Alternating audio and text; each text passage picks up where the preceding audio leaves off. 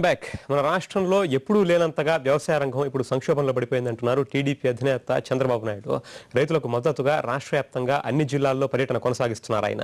రైతుల సమస్యల్ని స్వయంగా తెలుసుకుంటానంటున్న చంద్రబాబు నాయుడుతో మా ప్రతినిధి Vignesh face to face.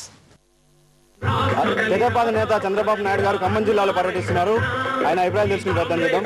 Sir, 6 రోజుల నుంచి 6 జిల్లాల్లో మీరు ఈ పర్యటన కొనసాగిస్తున్నారు. ఎట్లా ఉంది? కరువు ప్రాంతాల్లో ఎట్లా ఉన్నాయి? మీ పరిశీలన ఏంటి? చాలా భయంకరమైన పరిస్థితులు ఉన్నాయి.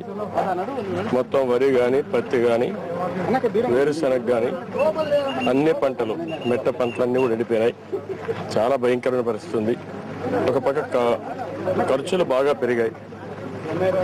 ఏదైతే మందు బస్తాలు అయితే ఉన్నాయో అవన్నీ కూడా ఎరువుల ధరలు బాగా పెరిగాయి. మందులు ఏవైతే పురుగు మందులు కూడా బాగా పెరిగిపోయినాయి. విత్తనాలు రేట్లు పెరిగిపోయినాయి. ఒక పక్క ఇవన్నీ పెట్టుబడులు పెట్టి ఈరోజు చేతికొచ్చే సమయంలో కరువు వచ్చి మొత్తం ఎండిపోయింది. పెట్టుబడులు అయితే పెట్టారు. రాష్ట్రంలో రైతాంగ పరిస్థితి ఇంత అధ్వానంగా ఎప్పుడు లేదు. చాలా భయంకరమైన పరిస్థితి ఉంది. ప్రభుత్వం మాత్రం ఏమీ పట్టించుకోవడం లేదు. నామమాత్రం కూడా స్పందన లేదు.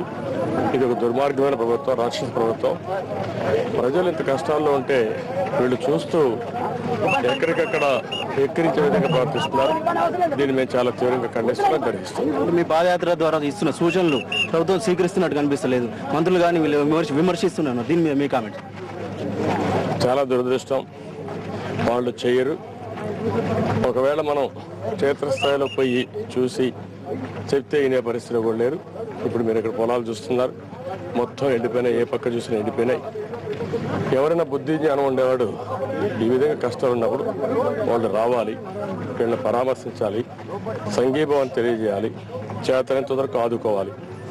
ఈరోజు ఆదుకోకుండా పోవడం కాకుండా మమ్మల్ని విమర్శించే హక్కు వాళ్ళకి లేదు. ఇది రైతులు కూడా గమనిస్తున్నారు. ఆ విషయాన్ని గుర్తుపెట్టుకోవాల్సిందిగా హెచ్చరిస్తారు. 28 రోజులు వ్యవసాయం చేసుకోండి, 2 రోజుల పాటు పోరాటం చేయండి అని చెప్తున్నారు. అంటే సంఘటితం అవుతారని చెప్పి రైతులు అనుకుంటున్నారు. మీరు సంఘటన చేయడం కోసమే నా పోరాటం.